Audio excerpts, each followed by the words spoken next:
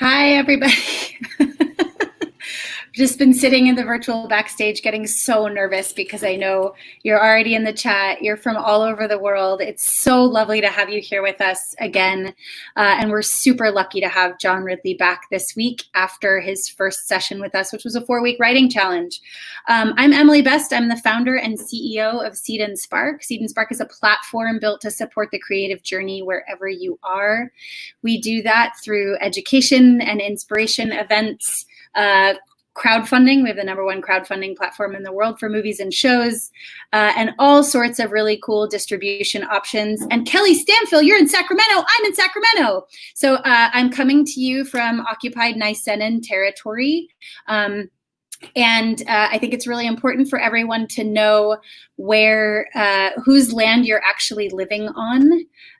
Because if you are not indigenous to your land is probably stolen.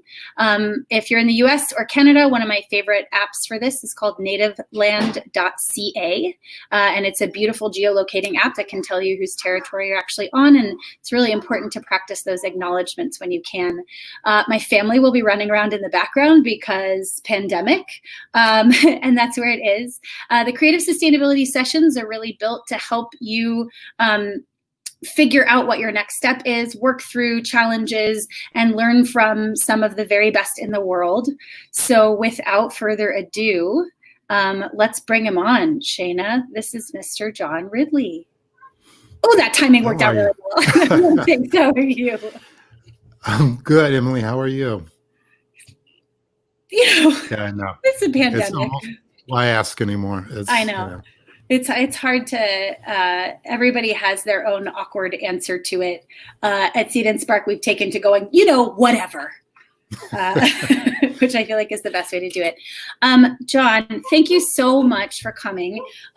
For the folks who are joining us for the first time and who didn't have the incredible opportunity, now look, I've lost my place in my notes, to be here last time. I can attest you had your notes too. You were ready to go. It was all set.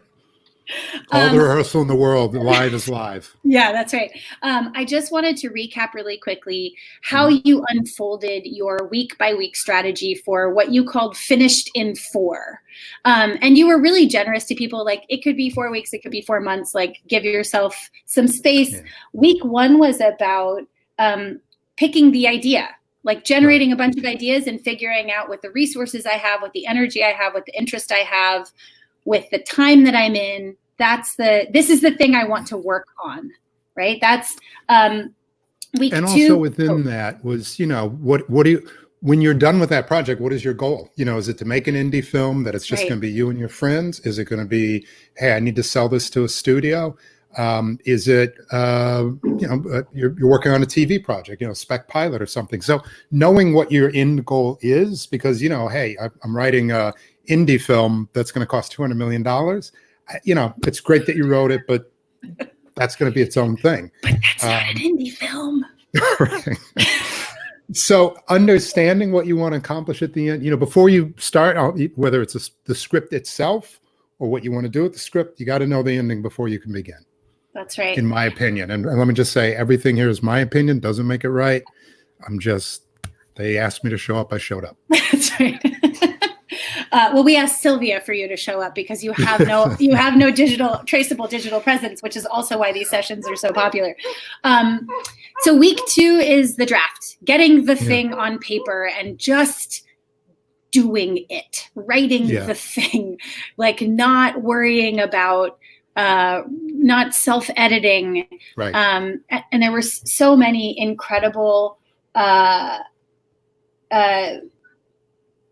sort of tidbits about getting it on paper. But my favorite was when we get to week 3, because after talking about it, we decided to title that Stage Tricks. So week 3 is the week that you spend on the actual editing and adding the things that really make it sing. So now that you know where you end, how do you set up better in the beginning? How do you start to let things unfold? How do you use that sort of like cinematic writerly thing that makes you seem smart or clever, because you are, right? Yeah. And then the 4th one is crafting the pitch, which is, we talked about this, like a very separate skill set.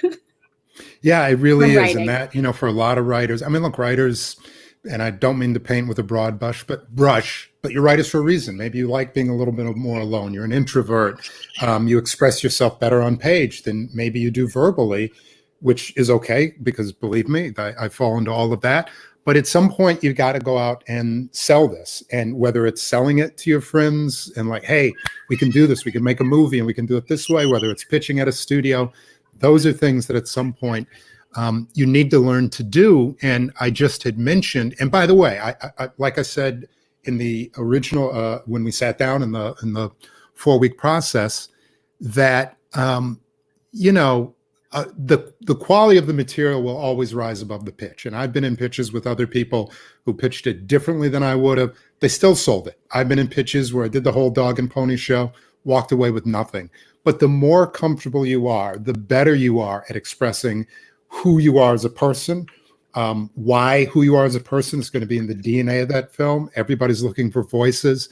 It's really important to, after you've spent all this time coming up with the idea, getting a draft done, putting it all together, that you can go out and do the best job that you can as selling it. Again, trust me, I'm not 100% batter by any means, but you want to be over 0, and you just have to figure out what is best for you, and whatever is best for you is what's going to help get it sold. And you want that in the end of the day, whether it's a true sale or whether it's selling it to your buddies who are going to help you make it. You got to be able to articulate what you want to some group of people. So while we're talking for the next couple of minutes, because I have a couple of particular questions for you, if you're watching right now, I'm going to be monitoring the chat for questions, but also if you did participate in the 4-week writing challenge, how are you doing? Where are you stuck? Did you finish? What were the hardest parts? What additional questions do you have? So we should get started. And Markel just asked, what is the week breakdown again? So week 1 was picking the idea. What are you going to write about? Week 2 is getting the draft on paper. Week 3 is the editing process and adding the stage tricks that make something really sing. And then week 4 is crafting the pitch. And I just want to say something about pitching that I think is really important, that who you are pitching to is as much a factor in how you craft a pitch as what you're pitching, right? Because you're looking for the thing that's going to connect to them. And so I always think a sort of an underappreciated part of pitching is really thinking through all the categories of people you're going to need to pitch. I'm going to need to pitch collaborators. I'm going to need to pitch investors. I'm going to need to pitch advisors. I'm going to need to pitch mentors.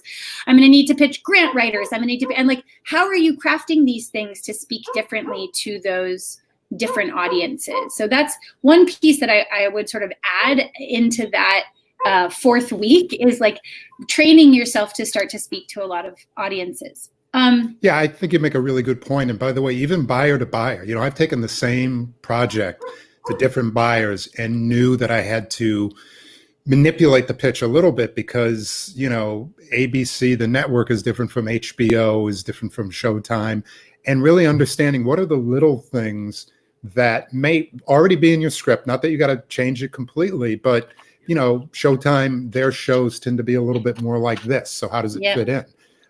Sometimes you can certainly overthink it and outguess yourself, but knowing the buyers, knowing what they can air, what they can't air. Sometimes contractually, networks just have different rules than a cable company does. Different cables or streamers now play in slightly different spaces. So I think you bring up a really, really good point, is that due diligence, research. Sometimes you really not just, you can't think just as a writer, you really have to think as a business person, because you are a business person. And understanding that, you can be a Fuller brush salesman, but the way you sell a brush in Atlanta versus New York versus Milwaukee, you know what I mean? You got to change, you knock on the door, the man of the house opens, and I say these in old term contextual ways. Let me just, before people go, wait a minute.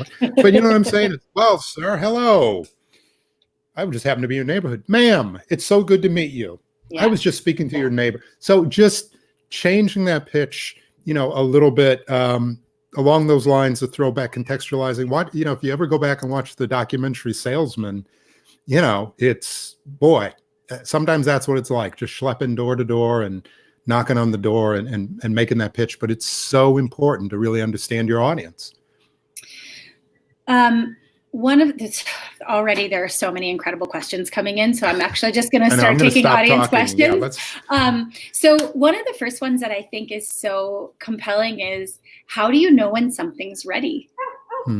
When is something ready to pitch? When is something ready to show? When do you feel like you know, or how do you create? Can you go back in time to before you were John Ridley and like? I only do that because I know how uncomfortable it makes you.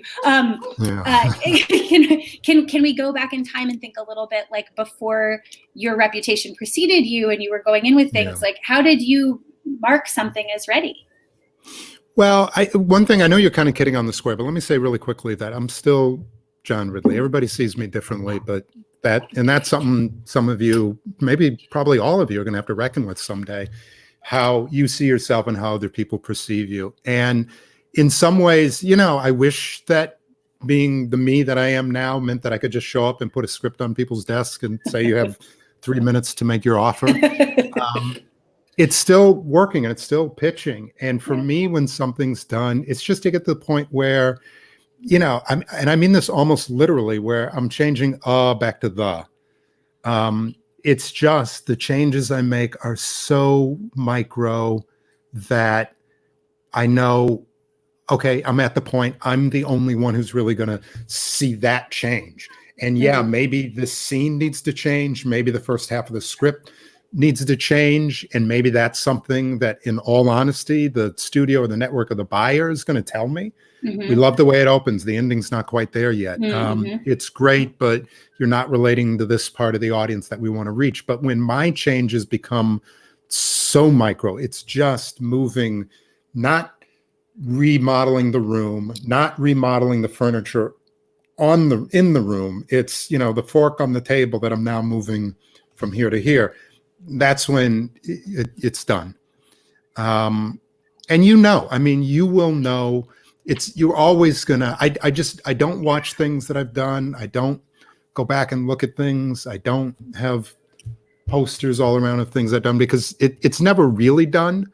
And people would get on, George Lucas, oh, why did you change that? You know what, in my childhood, if I was George and I had that kind of money, are you kidding me? I'd be changing stuff every week. So it's just something where it's never done, but it's ready to be put in front of the people who need to see it, to sometimes help you get it to where it's a little closer to being done, quite frankly. Right. I'm struggling to keep up with the incredible list of questions. So let's say, Angel Christy Williams, I see, is in this chat. She's an incredible and many times award-winning filmmaker, had her first feature premiere this year at South by Southwest, which is not, I think, how anybody thought their South by Southwest premiere would go. But she just asked, because I think this is interesting in light of what you just said, she took out a short concept that she was pitching, and two people simultaneously said, it should be a feature. So now all of a sudden you've taken something out, and they're not saying, I like the way it opens, different ending. They're saying, change the format. How do you start to build? Do you have strategies for that when that happens? Like, no, it's not a feature, it's a series. And you're like, oh, okay. Yeah, I think part of you're largely a world that I didn't normally operate in. And part of the great thing about the new world that we live in is that people can do things in a certain way, shape, or form, and other people see it and say, "Oh, I like it. Could it be longer? Could it be richer and deeper?" Whiplash being probably the most potent example of something that went from being a smaller film to a larger, not large film, but one that did incredibly well. Ultimately, I think you got to go with your gut. And I've certainly written things where people have said, "Oh, have you thought about this as a movie, or it should be this?" And I've been fortunate that I've been able to work in television, work in features, work in different places. So I don't want to say I can be picky, but if I really feel like this one's a show, I'll stick with it. This one should be a show. If I really feel like this one should be a film, I'm going to make it a film. There are projects that I felt was a graphic novel and made it as a graphic novel and wanted to be a graphic novel. But ultimately, go with your gut, because I think the worst thing that could happen, there's always the potential for incredibly good things to happen. But if you changed it and it became something else and it wasn't what you wanted, or didn't make the sell, or never got made, or whatever, the worst thing in the world is going, oh man, I knew I should have done this. If you choose the road you go down and it's still not a good road, you still made that choice. Versus almost every time I've really been disappointed is when someone has given me that advice and it didn't feel quite right, and I went that way. I got to tell you, even where I've made money, the regrets are still there. And at some point, look, however much money you have, you could always want $1 more, but I'm telling you, sometimes there's just not enough money, and it's happened to me where I've just gone, that was a bad decision. Bad decision. Go with your gut. I think that's so important, right? Because ultimately, like, you got to sit with it. You got to make it. Yeah. It's you're going to be spending all the time with it. Yeah, I think it's actually really important for artists to remember that, like, once they actually start writing you a check for this shit, it gets really complicated. You know what I mean? Because you start making trade-offs, and the listening to gut gets complicated when there are, like, checks involved. It's very complicated. Right? We're live, but remember what I said earlier about I have to do that thing. I got to run do something real quick, and I'll be right back. But okay, go ahead and formulate your next question. Well, I'm also going to I got to be a dad. Yeah, John's getting his kids fed, which is important. We want to make sure that's super important. I saw a question come in about Shay has taken the 4-week writing challenge, finished your script, is what I saw, which is incredible. And now there's this fear of pitching and actually asking for the resources you need to get it made. And Shay took the 4-week writing challenge, finished the first 3 weeks. Every word you could hear. Great. So I heard, Shay is concerned about going out and actually asking for money. Is that what I'm hearing? Well, and she said specifically wants to crowdfund. And so one of the things that I would say is really important to get over that is actually a piece of advice that Jen Richards gave on in a session a couple of weeks ago. And she said something that I think is so was really, like, I had never heard anybody else say this, because the question that was asked of her is, like, how do you keep going even when you lose your confidence? And she was like, confidence is so complicated for me. Like, that can't be my calculus. So I remember who I'm doing this for. Who am I writing for? Who am I representing? Who's going to get to be seen and feel seen by the work that I'm making? And I do it for them. And I go out and I ask on their behalf. And I go out and I pitch on their behalf. And I create on their behalf. And I think it's really important to focus on who you're making for and why. Because that, I think, gives you a sense of confidence that doesn't have to be so internally derived. I think so much writing requires so much stuff from inside.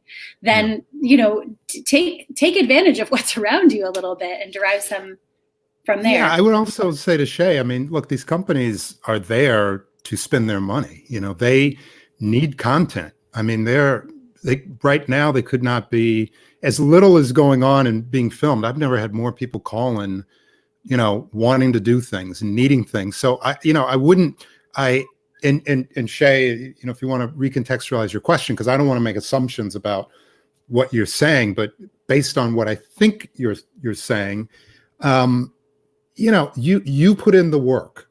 You're doing them a favor by delivering a great piece of product that, as much as they're going to pay you, they're always going to make a little bit more. That's just the way business works, life works. And I don't get mad about that. Some people, I mean, look, we can talk about income inequality all day long, but for a guy at my level, just in all honesty, they're there to mitigate their hits and losses and stay in business and do stuff. So you've worked really hard. You have a point of view. You have something to say, and they're out there to build an audience. And as I said before, more than ever, they need to build an audience based on people who, have been underserved, underrepresented historically. And you see why, whether it's Black Panther or Insecure or Wonder Woman, why these things blow up is, Crazy Rich Asians, whatever, because you have so many audiences have been like, okay, great. We've been there for you. What are you doing for us? So whatever it is that you're putting out there, that money is there for a reason. And yes, if you were going to get that money and go to Vegas and let it all ride on Black 13, that's problematic. But if you've done the work and written the script, you've already proved that you're, again, so many people that I run into, yeah, I'm working on this. Okay, well, where are you? Well, I haven't finished it. Okay, well, that's part of the problem. You did the work. You finished it. If you want to crowdfund or whatever, I'm not saying that's wrong. That's your prerogative, but never feel bad about legitimately doing the work, going to these businesses. That's their job to find content and pay for it. I when we started No Studios, I started to feel, oh God, what are we doing? And then, you saw what happened with WeWorks and the dude cashing out for $2 billion for nothing. I'll never feel bad about being responsible with folks' money. I can never guarantee that they're going to get an equal return on that. If I could, I would do that and quit. But if you're being responsible, they are there to create content. I think that's so important. Is you're there, you build a reputation and you get to make a lot of work when you are responsible with people's money.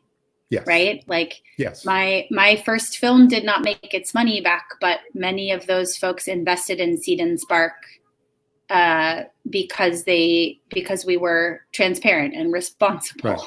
Right? So there's a question that gets asked a lot and has been asked a lot here. And since you're building Milwaukee up as a hub for content creation, the question is, like, how do I build a career outside of New York and LA? How do I make connections with the people who want to buy stuff? What is the path? Like, I have my own answer to that because Seed&Spark is very invested in helping people go from the outside in and really be where they are and invest in where they are. But I'd be curious to hear how you. Yeah, it's interesting because, obviously I'm coming from a different era where you had to be a little more in front of folks. And the business was a bit more locked into Los Angeles and a few networks, and there just weren't as many options. But I think, now, look, with a script itself, there's always that challenge of how do you get it in front of the right people. My advice has always been, everybody's, I got to get an agent, I got to get a manager. Assistants run the world. And assistants are the people who are going to continue to move up and run the world. So getting to an agent can be difficult, but getting to an assistant who needs to get a good project in front of their boss and needs to prove that they can suss out good material, that to me is always the way to do it. It is a little bit easier if you're in New York or LA or maybe Atlanta, where those folks are, going to be hanging out. Socializing, it's a weird part of the business. Socializing is a big part of it, and networking, which I've never been good at, but at which I've never done well. What I've never done, I'm not even going to try to construct right now. But the point being, that's never been my strength, but it is important to have friends and to be, I think, transactional in the right ways. Do you know what I mean? It's a transactional business. And to a degree, by the way, I appreciate transactionality over pretense. So if I can deliver you a really good script and you can take that script and put it in front of your boss and, it's a win-win, then why should we not win together? I do think if you have capacities to create even a little bit, there's so many ways now to put your content up. Yep. Where back in the day, there's so many people, I wish I could do this. I don't say this in a negative sense. I don't want to say, there's so many people who don't do this, but who forget the power of self. And that every one of us right now is walking around with a camera. Every one of us has 2 or 3 friends who complement the things that we do. Yes. And finding ways to utilize what we have and what we do and getting that whether it's on YouTube or Venmo or whatever. Vimeo, not Venmo. That's a different thing. I was like, that's fine. I'm so not social media, dude. You have, I just encourage people to remember you have more power than you think you have. And part of it, and I never want to get down on folks, but the lamenting of, oh, I wish I could get that. Yeah, I wish that Steven Soderbergh was my best friend and we were just hanging out all day, every day. But beyond that, what are the things that you can do that do separate you from so many other individuals? What are the things that you can do? If you got, a short script, can you make that a short film? If you got a short film, can you make it a little longer piece? What are the things that you do have power over? Yeah. And what is your network and how do you build that network? And never forget the power that you do have. It's such a negative expectation business that we're in. It's no. And trust me, like I said, I wish I could just throw scripts on the table and get the deal. It continues to be no. Right. There are 2 or 3 people where no is no longer, the immediate response. But for the rest of us, it's finding the powers, the network, the friends that we do have, utilizing those, and don't underestimate yourself. You do have more than sometimes any of us think that we have. I really take the approach that, like, why would you cede control over your career to a decision maker you've never met, right? You have no idea what their rubric is. You have no idea what their ethos is, or how they're operating in the world, or like what the terms of their transactionality are. Like, so many creators are like, oh, I scored high in a competition and I got a meeting with an agent and just nothing's happening. It's like, then make it happen.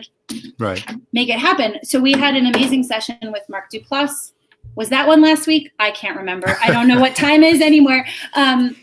Where his message to writers was really like, if you don't feel like you can produce, if you don't feel like that's part of your capability, his message was tough toonies. The time is to figure out how to get something made, because then you're a person who's had something made, right? You made something, you can move it through. And every time I have talked to agents, every time I've been on panels with agents, because sometimes they let me do that, they say the same thing. We look for self-generators, right? Yeah. We don't look for people to come hand us the problem of figuring out how to get stuff made. We look for people who are already making stuff who we can accelerate.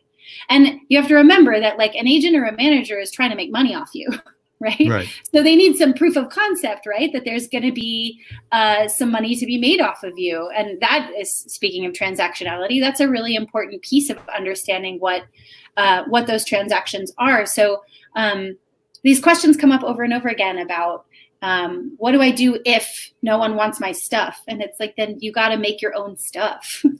Yeah, it really is. Pick yourself. You got to start your own scripts. You got to make it. You got to push it. I am constant. And by the way, when I say about me, I don't want to make anything about me. I just use them as examples. But I write whether I'm getting paid, whether I'm not getting paid. And I got to tell you, the reason I'm sitting here, every job that really mattered was a spec job. The stuff that I got paid for the most money for, you'll never see it, and probably never should. It was bad studio stuff. But every single thing that really helped move my career was something that I said, you know what, I'm not waiting for the paycheck. I'm doing this. And it's moved me along. So you're absolutely right. The doers, people who can prove that they're going to endure, people who can prove, slow down right now. Your agents are not necessarily going to be making money, whoever's representing you. But when we come out of this, they're going to be attracted. Oh, you got a script, you got 2 scripts, you got an idea, you got a pitch ready. You've shot a short film. They're going to go where the heat is. So again, taking this time, whether it's 4 weeks, 4 months, or whatever, to generate some kind of material, it will separate you from the pack. And that's a constant in life, in this business, is separating yourself from the tens of thousands of other people who would like to be doing this, and quite frankly are talented as well. Yeah, that part is so important. I want to go back a little bit to writing process more, because I feel like the thing that often happens on these things is we end up talking about the business as if there's a silver bullet or a sage piece of wisdom you're going to impart that's going to fix it for everyone. And the truth is, the advice is the same every time, which is you've got to keep making stuff. You've got to keep building your audience. You've got to keep just moving your career forward with what you have control over. And also remember, you have control over more things than you think. So I want to focus more on like your like profound expertise in the craft of writing. And Tony Yannick, who I don't know if you remember, he was one of the filmmakers that was called on stage in Milwaukee when we did the creative sustainability session. He had a really interesting project about narcolepsy that we understand he's got some updates for us coming soon. Great. He was asking, and actually a lot of people have asked about the process of adaptation. Like, you're very famous for 12 Years a Slave. That was an adaptation. Can you talk a little bit about the decision to adapt and what the process for that was? Do you remember? Yeah, I mean, the part of the decision was just when we found a source material that really said everything that we felt we wanted to transmit in a story about slavery and slave circumstances and ways that were a bit different than maybe some. I mean, look, the things that I didn't know about slavery were, I mean, that was 4 years of an education, but also, from a freed man, and the concept that freedom is an illusion. We see that constantly. The rights and the freedoms that we think we have are taken away. For me, with 12 years, and I really encourage people at some point to read this book. It's, in the public domain, you get copies on the cheap. It's so amazing. I mean, it's one of the most amazing things that I'd ever read.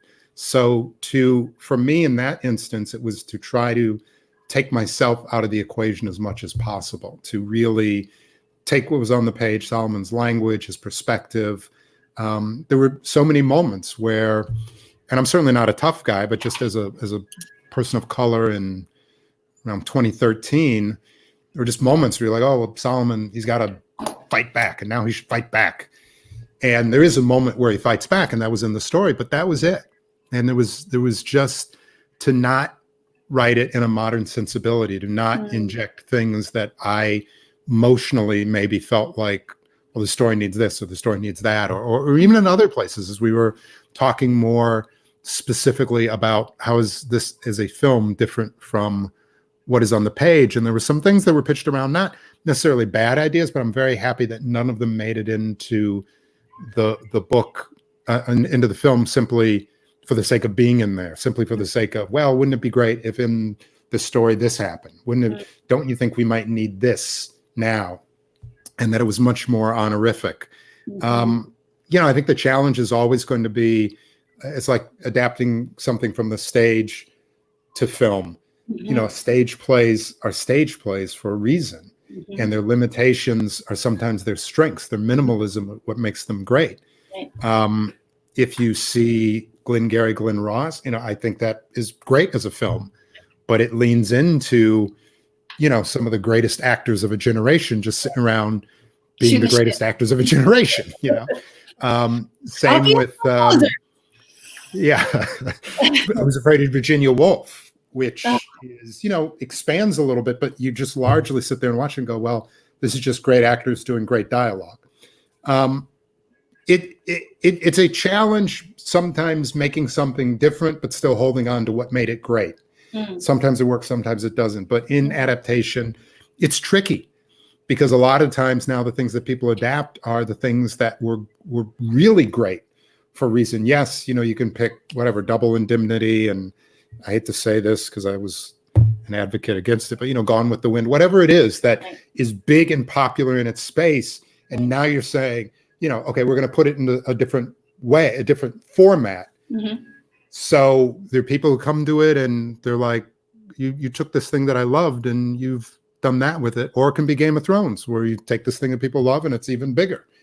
I don't have the answer. I just know, for me, for 12 Years a Slave, it was just, the less it's about me, the better it's going to be, because it was great before I ever showed up.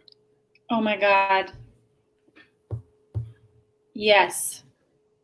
It's so interesting. You know what it made me think of? I studied anthropology in college, and there was this concept of relativism, which I think in academia is sort of largely bullshit, because it sort of forgets it is overused, but this idea that it's actually very hard to understand, judge, or critique someone else's cultural customs because you're looking at it through your own lens, and how deeply you have to be interrogating your own lens in an adaptation to make sure that this isn't just how you would have written the book, right? And maybe maybe sometimes that's what you're going for, but I think other times if it's like, oh wow, this source material needs to be brought to the screen in this way that we know a lot of people will see it, being faithful to that source material is a real challenge because you're looking at it through your own lens. Like authorial lens is such an important part of how something emerges. It's so interesting. I've never heard anybody talk about it that way.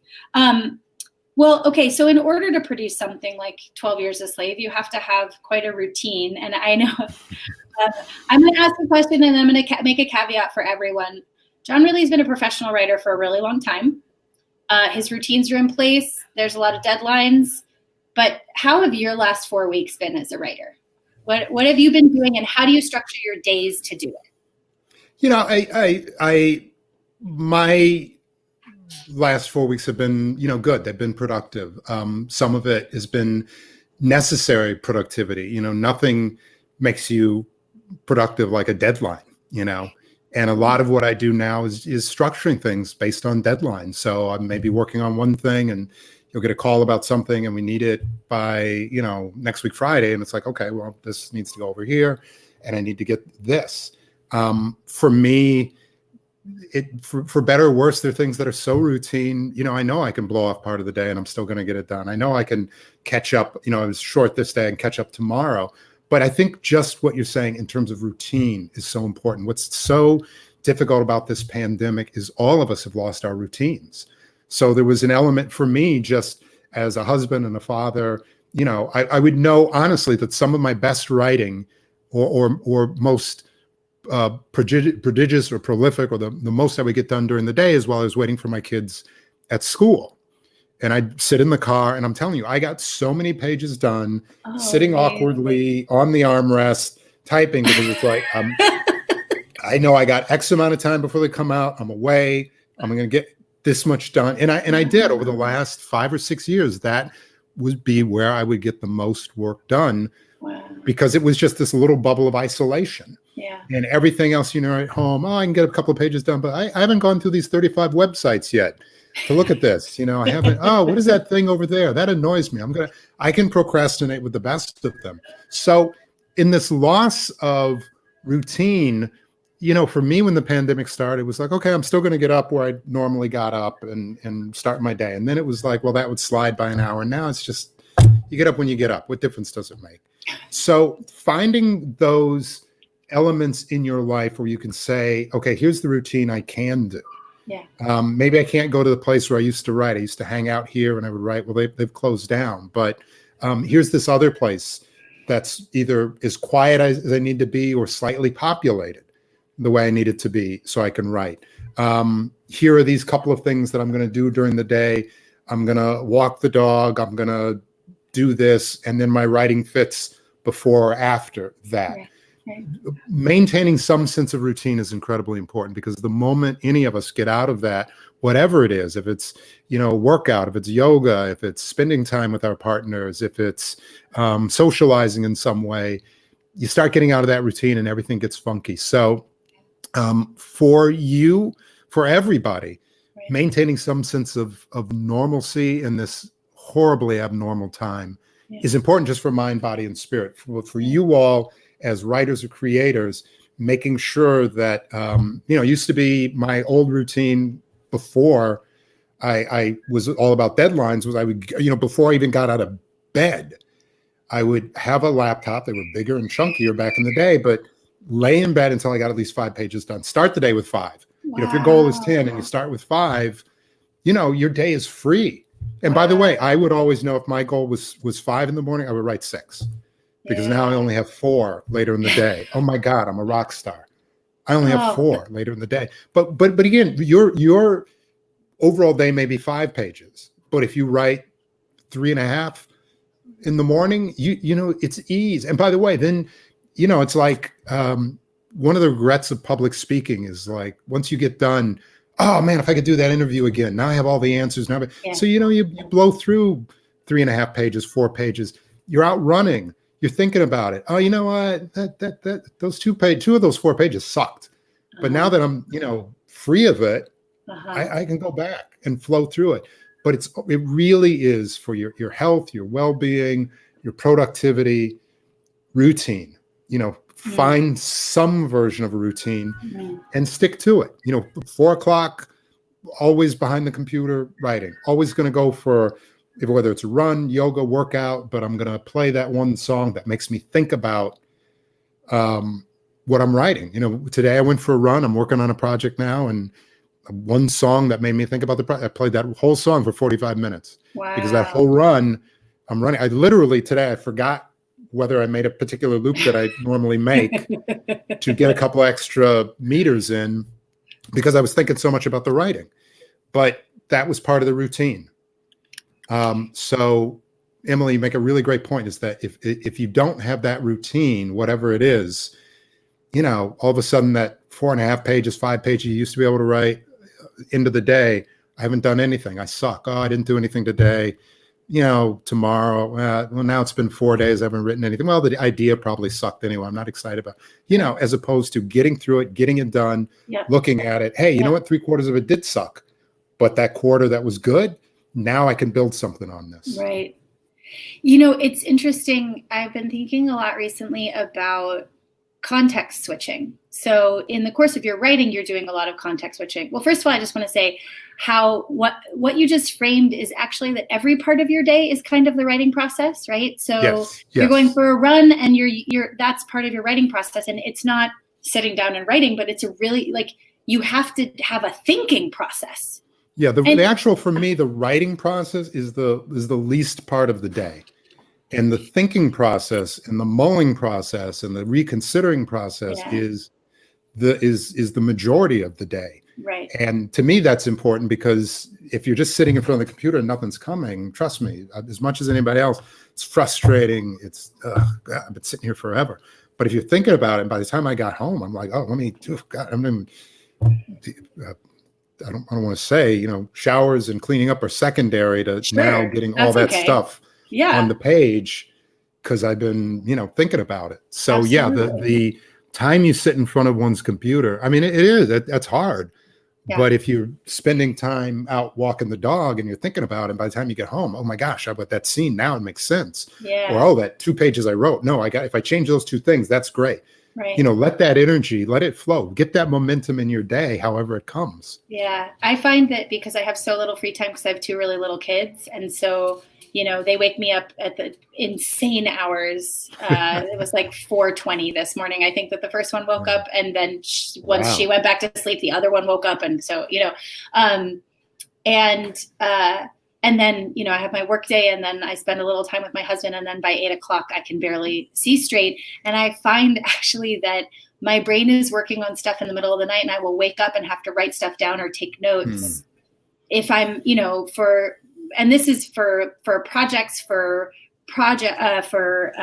things I'm producing, for things I'm writing, for business things. Like I've had to create some discipline around at least how to capture it out of the air when I get a little bit of space for it. And so I think it's also important to remember that, like, you can fit this in, and there isn't like a wrong thing. Don't feel bad because you don't have all the time and space. Like, if you've got little kids, man, your life is chaos.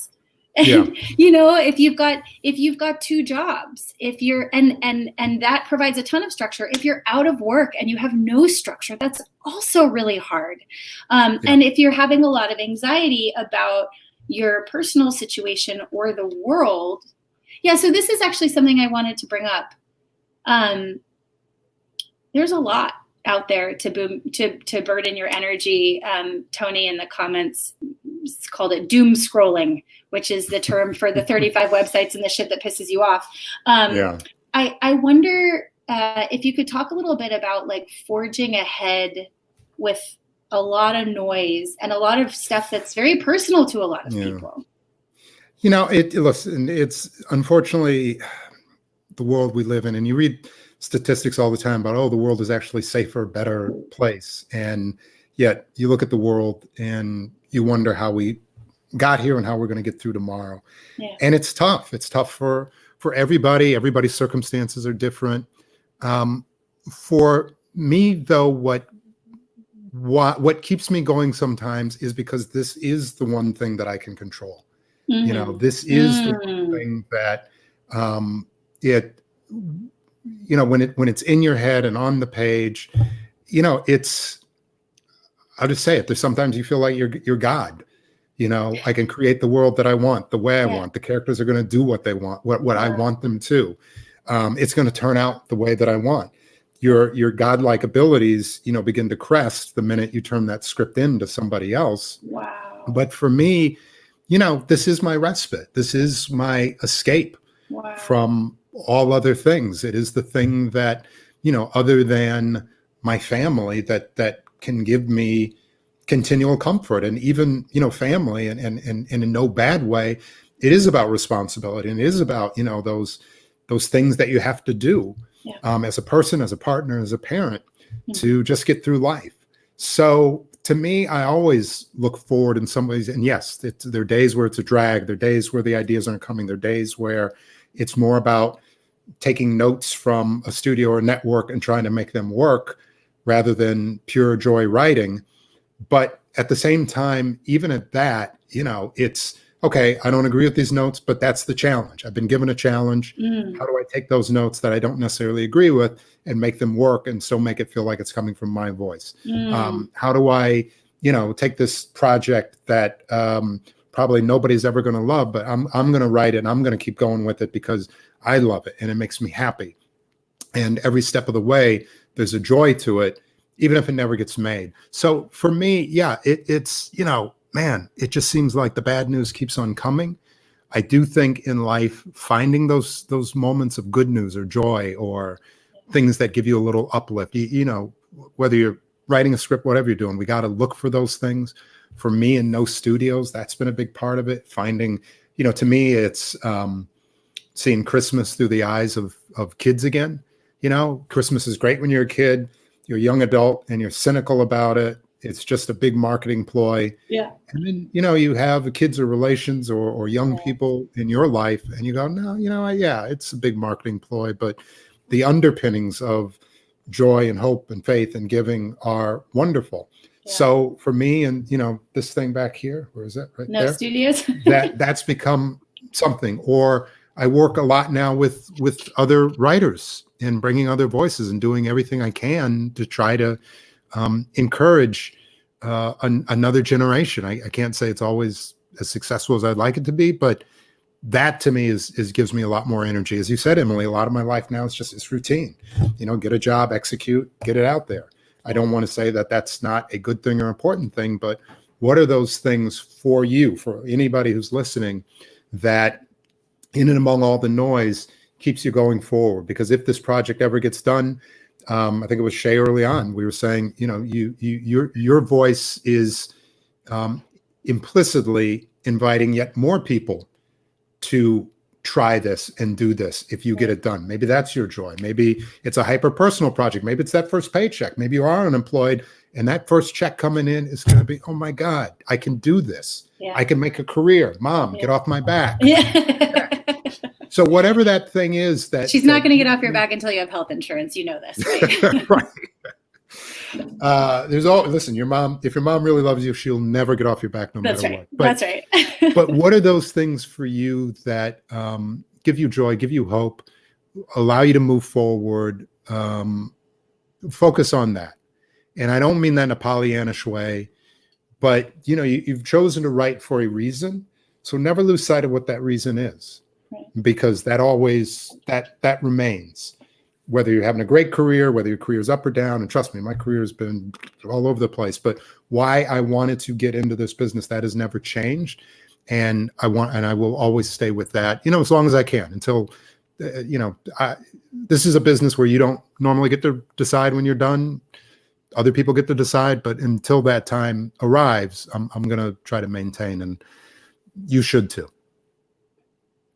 I love this so much, and I'm really struggling in between. There are a lot of really practical writing advice questions, and also I feel like some of them are related to things you just learn how to do over time, like with experience, with practice.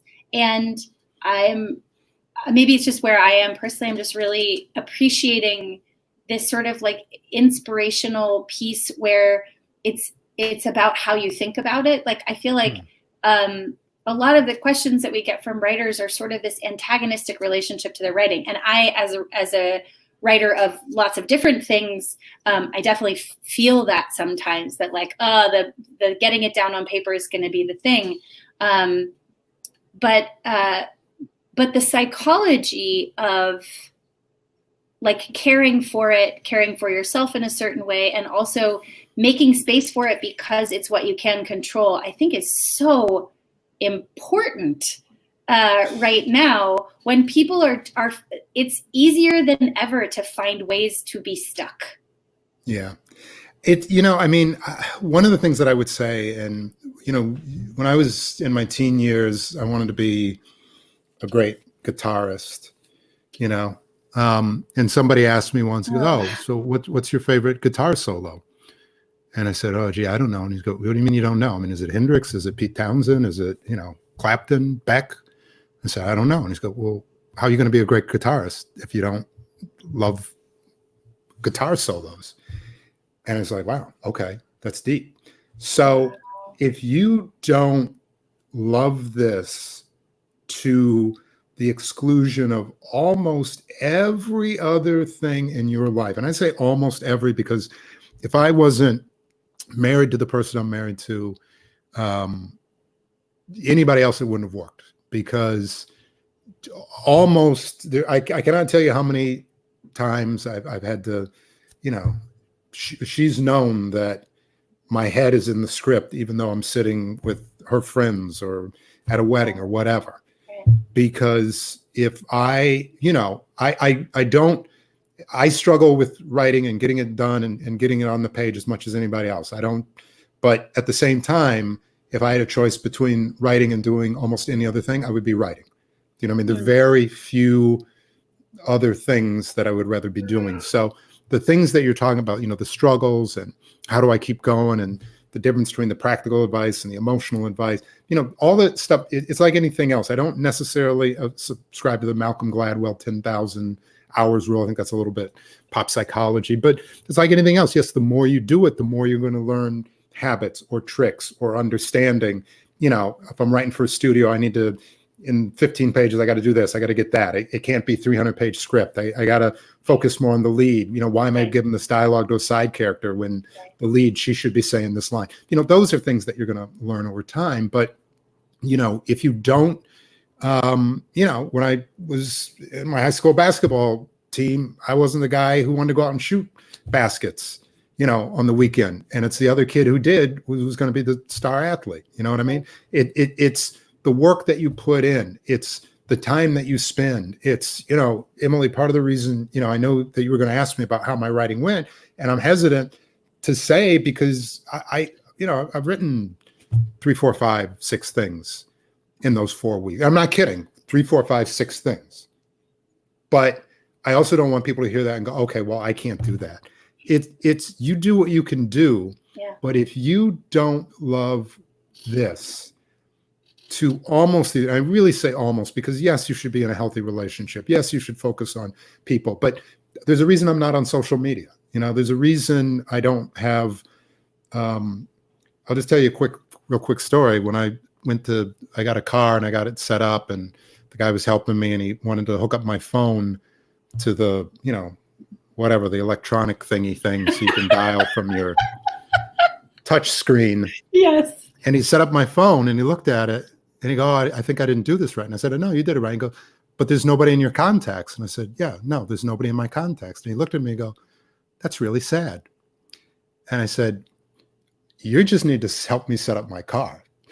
But my thing is I don't, I'm not on the phone all day. I'm not, when I'm on the phone, I'm just like, why am I talking to you when I could be writing? I feel very good about this. This actually makes me happy what I'm doing right now, because I hope that I'm helping people. I hope that I'm giving back. I hope that I'm inspiring a new generation, whether you're 20, whether you're 80, that you want to do this. But my life is built around getting words on the page and getting something done and getting it in and then shooting it and then cutting it and then getting it out and then going to the next. And to whatever your degree, you don't need to be obsessive like I am, but if you don't love it, if you can't recite lines to your favorite film, if you can't break down a scene, if you're not watching, certainly I hope you're expanding the movies that you watch, but if you don't have that movies that you watch religiously over and over again and really break down scenes and why it worked or even why it didn't work, you know, in movies that don't work, there's a lot to be learned. You will be challenged. And I only say that the same way that somebody said to me, what's your favorite guitar solo? And I couldn't answer it. And it was a lesson and thanked him. You know, I didn't literally thank him, but I look back on it. There's a reason that story sticks in my mind. Yeah. Because somebody was showing me, not in a mean way, that no, you're not, you're never going to be a great guitarist.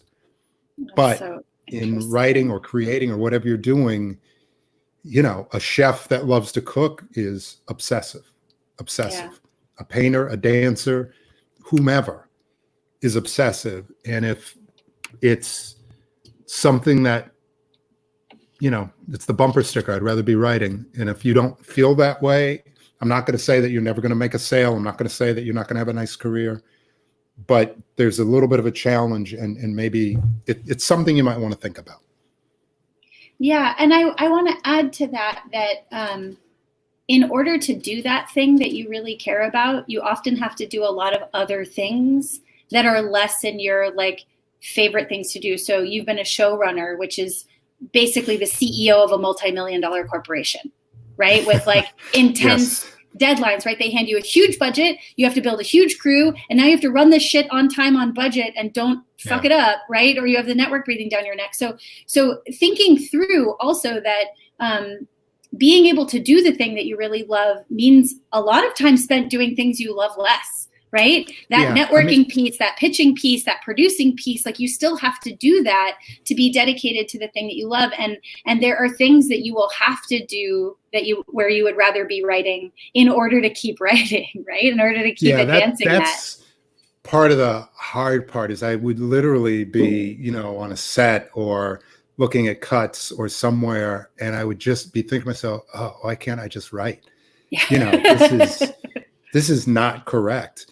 And I certainly, you know, enjoy showrunning, enjoy being in the room with the writers I've been with. I enjoy those things, but you're absolutely right. It becomes a business and it becomes negotiations and it becomes watching the dollars and it becomes looking at, you know, check downs on things that, you know, can you check the actor's shoes? Oh, God, yes. And if you don't, you know, then you can't complain later. You know, oh, why is he wearing those shoes? You have to. And look, everybody is different. Some showrunners, you know, delegate. I do believe in delegation, but I also then you can't get mad when something isn't the way that you want it to be because you delegate it and you never bothered to check. Right. But they're you know, one does have to look at, as you go into this career, do you want to be a pure play writer? Nothing wrong with that. Just want to write the script, hand it off. It's going to go to a great director and a great producer and a great showrunner, and they're going to make it.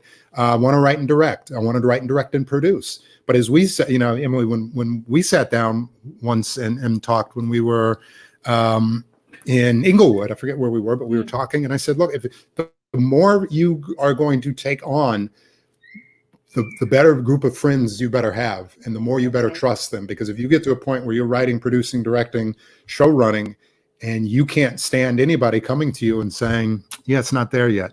Yeah, that doesn't work. If you can't take honest criticism, and trust me, I hate criticism, hate it. I still hate it.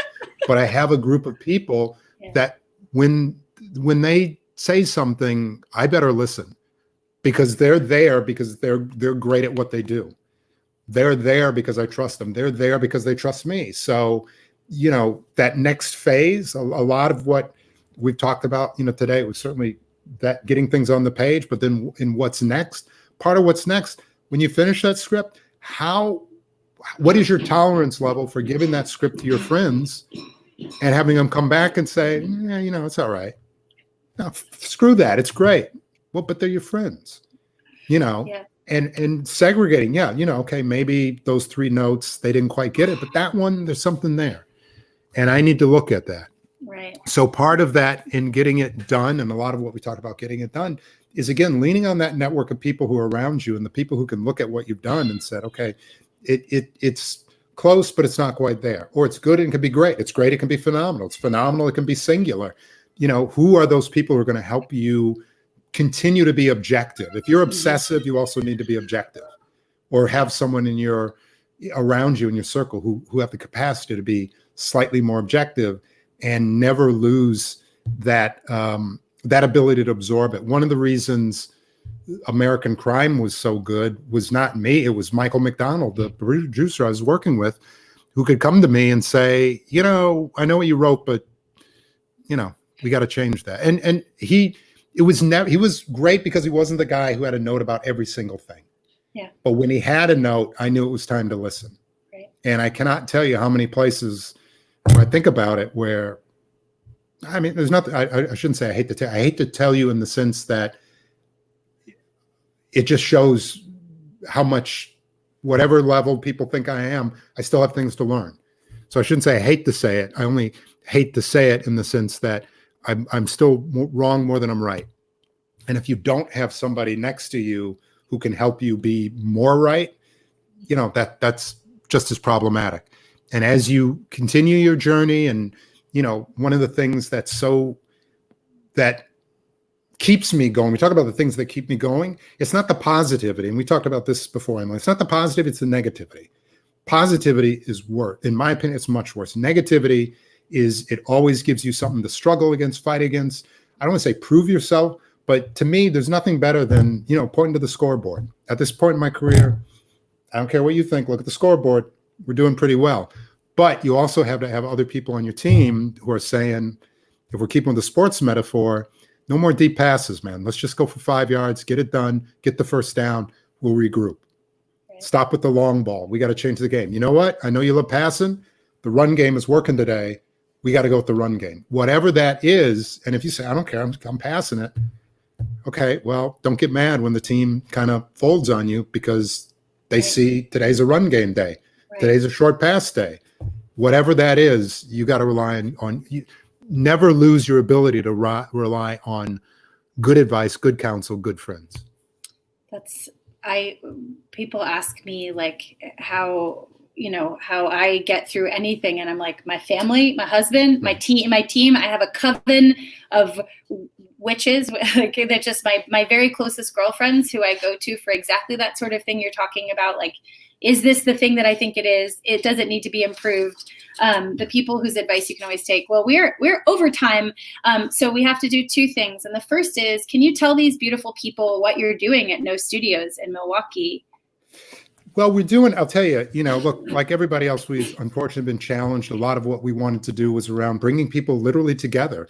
The communal experience in my upbringing, going to movies, going to theater and things like that was so important. We have made a shift to online. One of the things that we're doing that has been really terrific is our Creative Boss series, which we kicked off with the truly incomparable Regina King. We have another one coming up. I wish I had the date in front of me. It's 29th, I believe. Yeah? Is it 29th or is it Monday? Here's what you do. If you go to nostudios.com, but Ayodele Cassell, who is a choreographer who I had the opportunity to see at July 29th, I've just been told by my brain trust. See, you got to have people you rely on. Thank you, Sylvia. You have to. Thank you, Sylvia. July 29th, nostudios.com. Ayodele Cassell, who I saw at Joyce Theater, an amazing dancer, choreographer, individual who has a narrative around what she's doing. Just phenomenal. She's going to be our next guest, July 29th at No Studios. And then coming up, and Sylvia, if you can prompt me in the private chat, Debbie Allen is going to be our third on August 11th. You want to talk about people who inspire. You want to talk about people who took their creativity and went so far beyond that. Debbie Allen is an amazing individual. So we're having our Creative Boss series. We're doing our skill shares. I mentioned Michael McDonald, a producer who I had worked with on American Crime. I'm going to be speaking with him. Rick Perlstein, an amazing author, who's got a new book coming out called Reaganland. He also wrote Invisible Bridge. I encourage everybody, if you want to have a better, people right now, and look, I never want to assume anybody's politics, but I think we can all look at life right now and say, it's not where it should be. A lot of folks have said, how could we get here? Oh, wait, Idalia is July 30th. Just found out. Look, if you go to nostudios.com, it's all there on the magic internet. Great. But Rick Perlstein, an amazing author, please read Invisible Bridge, but he's got a new book, Reaganland, coming out. But more than anything, look, we just want to connect people, connect creators with people who can help them make that next shift in their careers, or just consume the amazing things that they've done and created. And part of that is this partnership that we built up with Seed&Spark. And to that end, the last time we were on, we also had a challenge where we hoped that people would just give even a teeny tiny amount to Seed&Spark. What you guys do is amazing. Thank you. I know everybody's in different circumstances, but I held up my end. I made a match challenge pledge. I'm happy to be able to say that I was not I didn't welch on that. I came through, but for everybody out there, again, I know you're in different circumstances. I'm not here to try to twist your arm, but what you guys at Seed&Spark, and I do say guys collectively, appreciate that. It's what you all do there is amazing. So anybody who can just give back, pay forward in a little bit, please. Thank you so much. Yeah, I really appreciate that. We provide these sessions thanks in part to our sponsors, WeTransfer and Shutterstock, but actually in order to run as many sessions as we do, so July 30th, we have a distribution download workshop. That is everything you really need to know front to back about distributing motion picture content. We have a crowdfunding workshop on July 30th. We have a lunch and learn about film festivals and talking about bringing audiences online. And then on Friday, we have another great partner at the Arkansas Cinema Society. Jeff Nichols is going to be live talking about creating in coastal communities. And so that's going to be great. But in order to provide these, if you have the resources, if you are capable and you can contribute, it's pay what you can. It could be $1, it could be whatever you can afford. And if you can't, don't feel guilty for even 1 second. Today you've made an investment in yourself, and that is enough for us. We are really honored to be able to work with folks like John and No Studios and bring this kind of programming to you. And we want it to always be available for free, even though it is not free to continue to produce, even though we've gone all virtual. So anything you contribute is really helpful. We have a ton of sessions coming up. You can go to seedandspark.com/events. John Ridley, Jem, Angel, thank you so much. Really appreciate your time. And thank you to everyone in the chat. Your participation was incredible. I wish you could have seen how much they were also answering each other's questions. It was really lovely. So thank you so much, everybody. We'll see you next time. Thank you, everybody. Please stay safe, stay well.